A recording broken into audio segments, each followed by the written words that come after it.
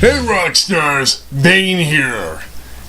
And welcome to the second episode of V2, the series where we make absolutely no goddamn sense. We don't even try. So I'm joined by the lovely Pillow Vaughn this time, because regular Vaughn had to have dental surgery this week. So as her replacement, I've enlisted the help of Pillow Vaughn, so she's a lot better behaved and, burns me a lot less. So, what do you think about that, Pillow Vaughn? What do you think about being on the show today? Well, I think that you are simply the greatest, Vane. You are so amazing. How do I be as great as you? Well, it doesn't come overnight. It's not natural. Well, for me, it's natural. But, okay, that's besides the point. Let's move right along to our talking points. And they are, first and foremost, I'd like to talk about my channel just a smidgen before we dive into the actual meat and potatoes of this week's episode.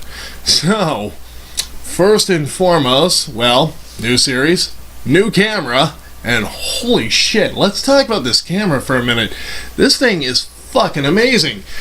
Okay, so, I actually, after last week's episode of E2, I was not particularly impressed with the image quality of the, I've already forgotten the name. That's how much that camera mattered to me. So it was a Microsoft LifeCam HD 3000. Yes, that was actually the name, believe it or not. So anyway, I kind of ditched that thing and I went with this thing, which is what you're seeing right now is being broadcasted to you by the Logitech HD Pro 920 or C920. Anyway, it'll be on the screen anyway. Okay, so image quality on this thing is holy shit. Basically, if you're looking to start a vlog or something like that, and you don't want to spin a Jesus load on a brand new DSLR or something to that effect, then go with this webcam. You won't be dissatisfied. It's amazing. No, seriously, look at this image quality. Holy shit, right? For a webcam. And it's still under $100 too, by the way. So, food for thought. Moving right along, let's talk about hardware. So, recently, if you follow me on Facebook, which just saying you totally should, isn't that right, Pillow Vaughn? Yes, you should follow him on Facebook. He is so amazing. Oh, come on, Pillow Vaughn. You're gonna swell my head here. Okay. As I mentioned on, actually I've been gushing about this over Facebook for the last little while. I recently got an 8-core FX 8310 processor that I have been, I actually bought for under $150. Amazing deal on Tiger Direct. And holy shit, the processor is a monster. It's working incredibly right now. I, in fact, overclocked it straight up to a stable, if you can believe it, stable 4.5 gigahertz. Yes, 4.5 gigahertz. You believe that? So, and right now the temperatures are not exceeding 20 degrees. Because, actually I'll show you again on screen right now. This is the name of my air cooler. If you have $30 lying around and you want to keep your processor nice and cool, I can't recommend this cooler enough. It is amazing. If I remember the name during the video, it is the Zigmatech Dark Knight. And it earns its namesake because this air cooler is a bloody monster. Pick it up, it's cheap, you can't go wrong. Now, next, I'd like to talk about this episode of Radeon R7 Gaming, which is actually going to be debuting technically today because this is going to be uploaded probably Tuesday. So, you guys can expect a brand new shiny episode of R7 260X Gaming later on today. So, watch out for that. And I'll give you a hint what it features this week. Metal Gear? It can't be. So, yeah, keep an eye out for that. Now, okay, we're going to start a brand new segment here on V2, which will probably become a reoccurring theme. And this is a little segment I like to call, It Came From My Call Center. Okay, so what is that, you may ask? Well, here's the thing. I worked in many call centers so far in this wretched thing you call life, and it hasn't always been fun and games. Like, it's very, very customer service. I can't talk. It's very customer service oriented, and the first thing you learn about customers are they are fucking retarded. Okay? So, the first story I'm going to talk to you about, and I'm going to leave the names of the call centers out, and also the client that we were working for, because, I mean, please don't sue me. I'm fragile. My butt hurts. Okay, I don't even know what that means, so ignore that last part. So, if you are going to sue me, at least use lube, and look me in the eye when you fuck me, okay? Okay, so first story, moving right along. So, let's set the scene, okay? I am working in retention. Now, if you guys don't know what retention is, okay? Retention is a god-awful department where, okay, actually, I probably should preface this with, okay, if you don't even know what a call center is, okay? It's those places where you call in and you wait on hold forever for a sales agent or whatever kind of agent, billing agent, tech support agent. You're calling a call center, and you're calling one of like a sea of thousands of people is what you're effectively calling. So I used to be one in that sea of thousands. Well, actually I still am, but that's a different story. Okay, so to set this up, I was working as a retention agent. Retention, they have the wonderfully shitty job of, okay, you want to cancel your service? Why do you want to cancel your service? How can I persuade you into keeping your service, which you cannot live without? So that was effectively my job at the time. Now, I was doing retention for a satellite radio company, which will not be named. There's like two of them. Take your pick. Okay, so this one call I got one time was this little old, must have been like 9-year-old lady, okay? Like, we're talking a fossil of a lady, okay? Like, sweet little thing too. Like, she calls in, and the first thing she says is, I'd like to cancel service for my grandson.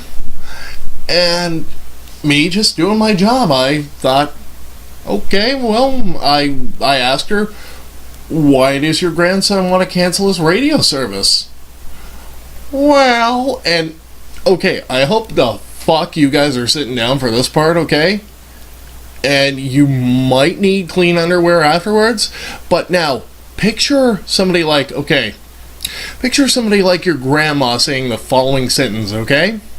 And try to keep your shit together, okay? Now, she said, and I quote, well, it could be due to the fact that he's in jail right now on one count of statutory rape. Faith in humanity shattered. That's it. I'm out. But, no. Long story short, yeah, so, little Billy didn't play well with the other girls, I guess, and he got himself into a lot of trouble and got himself locked up for it. And, now I'm faced with this little old granny on the phone telling me her grandson's exploits. Needless to say, my jaw probably hit the floor. I probably, looking back now, I threw the phone on mute, and I laughed harder than I've ever laughed in my life. But do you think I tried to rebut that and tried to save that sale? Oh, fuck no. No, I said, click, Radio service is canceled. Have a nice day. So, nope, I ain't touching that with a fucking 40-foot pole. If you got any shred of human decency left, like, you don't give two shits about your job at that point. You're just, okay, you know what? I'm going to appeal to my human side for a second and say, nope, this is below me. Let's go ahead, cancel the fucking service, and move on. Don't care if I get shit for this. So, I think I made the right call. What do you guys think? Anyway, moving right along. Second call from hell would have been... Okay, so I was working for a different call center at this point, and I was actually doing reservations for a popular hotel chain in the States. Go ahead and guess all you want. I'm not going to tell you who the fucking client is. But anyway, long story short, I get this call one night, and it turns out it was this couple. So, more specifically, it was the male part of that couple. So he calls me, and he is understandably extremely upset, and he's pretty irate. Now, this is one of my specialties. I can talk anybody down from an irate status. Just try me. Honest to God, I will flip that shit on you, because this is me answering the phone at a typical call center. Hi, my name is blah blah blah. How can I assist you? Yeah, so try to be angry at something like that. You can't, I guarantee you. Okay, so now let's dive back into the story. This guy, he is spitting angry. Now, you'll understand why this is rightfully so. He had gone into the hotel chain which I represented. He went into one of these franchises late at night, by the way. It was pretty late. It must have been... It was at least 10 p.m. his time at that time, because, I was in a different time zone, but anyway, that's besides the point. So, he gets into this hotel. He gets the front desk with his wife, okay? Very important fact right there, with his wife, okay? Now, he gets to the front counter and he requests to rent a room for the night. So, this front desk clerk, who I will call classless McGarbage Face, okay, decides that she would make a very obscene comment, which was, okay, now get this, okay, this is another part you're going to want to be sitting down for, trust me, okay? So, she says, and get this, she says to this couple, okay, specifically the man, she looks at him and says, how much did you pay for her? Some bitch got fired. Oh boy. You can almost guarantee that front desk clerk got fired for that. So I spent a good hour de-escalating this irate caller, and I was on the phone with him, okay? But honest to God, I could almost hear the fucking vein in his forehead throbbing, okay? Like, this guy was on, anger levels which would cause a normal individual a fucking stroke, okay? Rightfully so, too, because, if anybody said that to a woman of mine, well, game over, pal. But, God almighty, some people are just fucking tasteless. That was absurd. But still, there was a point where, and I felt bad for this, so help me God, okay, I had to put the phone on mute at one point and actually laugh my fucking guts out, because how do you not laugh? As tasteless as a fucking joke as it was, how do you not laugh at that? If you got any kind of a sense of humor in your fucking bones at all, I'm pretty sure the guy picked up on it at one point, because he thought I was laughing at him, and no, I was actually just as appalled, but at the same time, yeah, shit was funny, I'll admit it.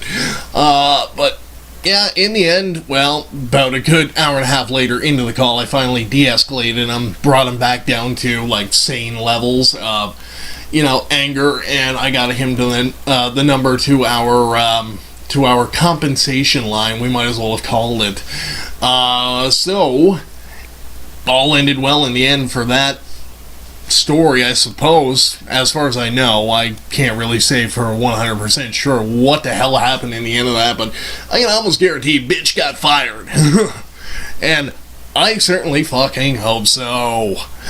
Okay, so moving right along, and that does it for this week in It Came From a Call Center. Anyway, so what did you think of those awesome stories, Vaughn? Oh my god, they were so amazing! Oh, you are the greatest! Oh, I know, but Yeah, like how do I be as great as you? oh well, you see, not everyone can be as great as me. Dude, what are you doing in here? Is that my face on a pillow?